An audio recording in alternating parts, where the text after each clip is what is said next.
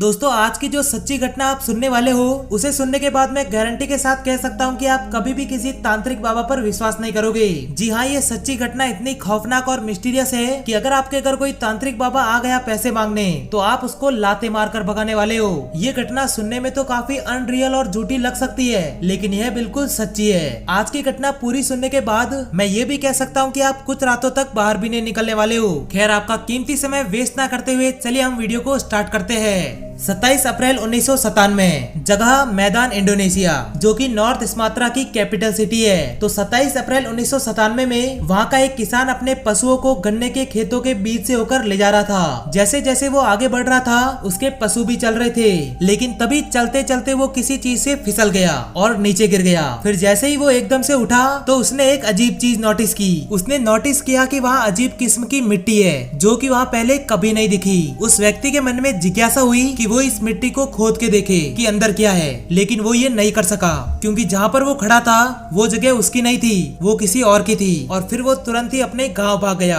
और वहाँ जाके उसने सरपंच को उस अजीब मिट्टी के बारे में बताया। उसके बाद वो सरपंच और गांव के कुछ लोग उस जगह के पास पहुँचे। अब वह लोग अपने साथ खोदने की कोई चीज लाए तो नहीं थे, इसीलिए उन्होंने पास ही में पड़ी एक लकड़ी को उस मिट्टी के अंदर डाल दिया। वो ये चेक करना चाहते थे कि आखिर उस मिट्टी के नीचे है क्या। फिर जैसे ही उन्होंने वो लकड़ी मिट्टी के अंदर डाली तो वो लकड़ी मिट्टी के अंदर ऐसे घुस गई जैसे वहाँ कोई मिट्टी नहीं बल्कि कीचड़ हो। फिर जैसे ही उन्होंने लकड़ी बाहर निकाली तो उस होल में से अजीब तरह की दुर्गंध आना शुरू हो गई। वो बदबू इतनी अजीब थी कि वहाँ आए हुए कुछ लोग तो एकदम से डर गए, लेकिन वह लोग ये जानने के लिए भी उत्सुक हो रहे थे कि आखिर उस मिट्टी के नीचे है क्या। फिर सरपंच ने वहाँ की लोकल पुलिस को बुला दिया।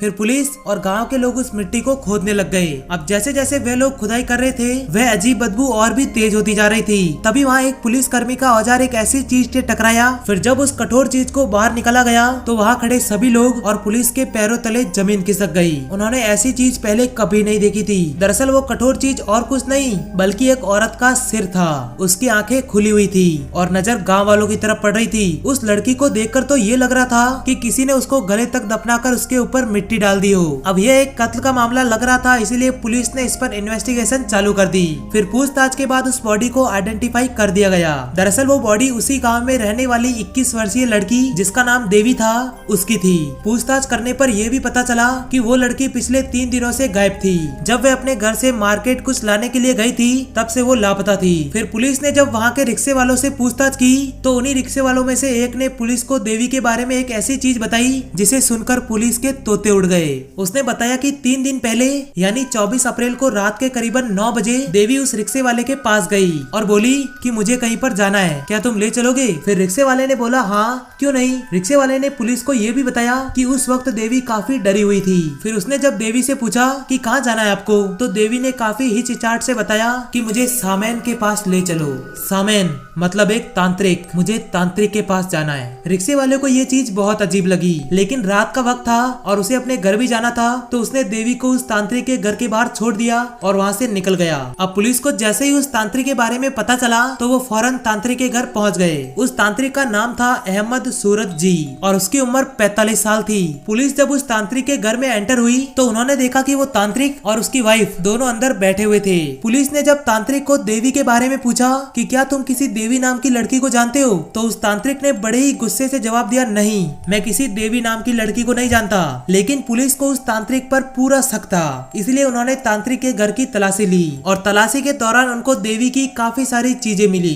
उसके बाद पुलिस ने उस तांत्रिक की बहुत तगड़ी कुटाई की, उसे बहुत तगड़ा पीटा, तब जाके उसने अपना मुंह खोला। उसके बाद तांत्रिक ने पुलिस को ऐसी चीज बताई जिसे सुनकर आप हक्के बक्के रह जाओगे। उसने बिना डरे पुलिस को सब कुछ सच सच बता दिया। उसने बताया कि तुम तो सिर्फ देवी की बात कर रहे हो, लेकिन मैंने तो वहाँ दर्जनों लड़कियों को मारा है। बिल्कुल इसी तरह मैंने उन लड़कियों को मारकर गन्ने के खेतों में गाड़ दिया। पुलिस यह सुनकर चौंक गई और वो तुरंत ही तांत्रिक को गाड़ी में डालकर उस गन्ने के खेतों में पहुंच गई और वहाँ सर्च ऑपरेशन शुरू किया। सर्च ऑपरेशन के दौरान उनको हकीकत में वहाँ कई सारी लाशें मिली जो देवी की ही तरह दफनाई हुई थी। उन लाशों की संख्या इतनी ज्यादा थी कि पुलिस उनको ठीक से गिन भी नहीं पा रही थी। वो पूरा खेत लाशों से भरा हुआ था। इसके बाद पुलिस ने उस तांत्रिक और उसकी वाइफ दोनों को अरेस्ट अरेस्ट कर दिया। और कोर्ट में जब तांत्रिक से पूछा गया कि आखिर क्यों तुमने उन लड़कियों को इतनी बेरहमी से दफनाया, इसके पीछे का क्या कारण था, इसका जवाब देते हुए तांत्रिक ने बताया कि आज से ठीक 11 साल पहले यानी जून 1986 में मुझे एक अजीब सा सपना आया,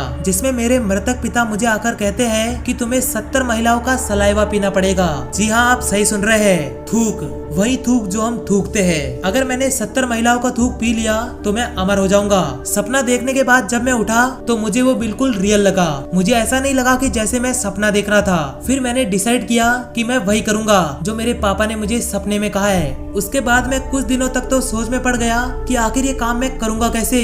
फिर मैंने तय किया कि लड़कियों का थूक पीना है तो पहले मुझे उन्हें मारना पड़ेगा, इसके बाद ही मैं उनका सलाइवा पी सकता हूँ। फिर इस काम को अंजाम देने के लिए मैंने पास ही के गाँव वालों को कहा कि मेरे अंदर जादुई शक्तियाँ है, जिससे मैं किसी भी महिला को हद से भी ज्यादा सुंदर कर सकता हूँ, फिर चाहे वो महिला बुढ़ी हो या जवान। तांत्रिक की इस बात को सुनकर काफी सारी महिलाओं ने उस पर अंधाधुंध विश्वास कर दिया। यहाँ तक कि आसपास के जो गांव थे वहाँ की महिलाओं ने भी तांत्रिक पर विश्वास कर लिया। इसके बाद वह महिला उस तांत्रिक के घर पहुंची और वह उसे खूबसूरत दिखने की मांग करने लगी। दरअसल वह तांत्रिक उन औरतों को रात के ठीक 11 बजे बुलाता था, जिस समय चारों तरफ अंधेरा रहता है और हर तरफ शांति ही शांति फैली रहती है। तांत्रिक उन महिलाओं को बार बार एक ही चीज बोलता कि अगर तुम इस जादू के बारे में किसी भी पुरुष या किसी और को बताओगी तो ये जादू काम नहीं करेगा, और तो और तुम इससे भी ज्यादा बदसूरत दिखने लगोगी।